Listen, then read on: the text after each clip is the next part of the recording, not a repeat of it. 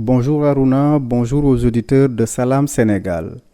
La liberté provisoire et le contrôle judiciaire accordé à Marème alias Nabouleye a suscité des interrogations, beaucoup de réactions d'ailleurs au Sénégal. Elle n'a pas été entendue au fond dans ce dossier selon plusieurs sources.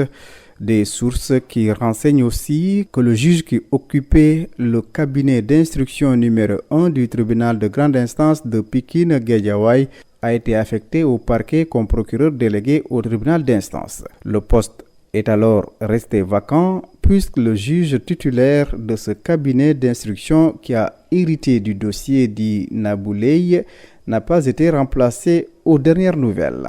Le juge intérimaire peut-il prendre des décisions de justice?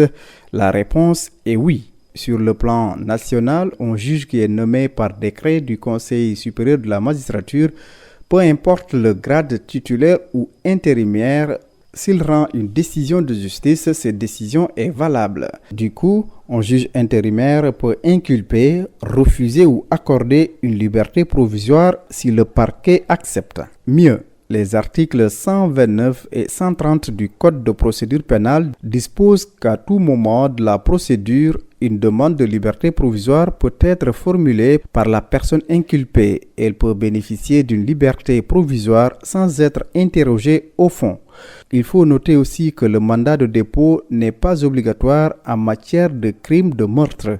Il est décerné en la matière surtout pour parer à des risques de représailles ou pour s'assurer de la représentation en justice de la personne inculpée. Selon plusieurs spécialistes du droit pénal que nous avons contactés pour cette présente chronique judiciaire, aucune disposition du Code de procédure pénale n'oblige le juge à décerner au mandat de dépôt dans le cas de meurtre.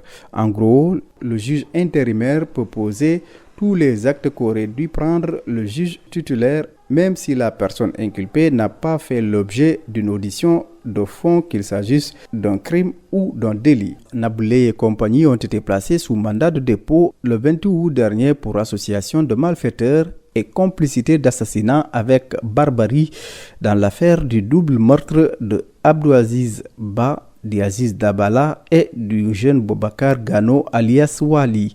C'est tout pour ce présent numéro de votre chronique judiciaire. Merci d'avoir suivi. À jeudi prochain.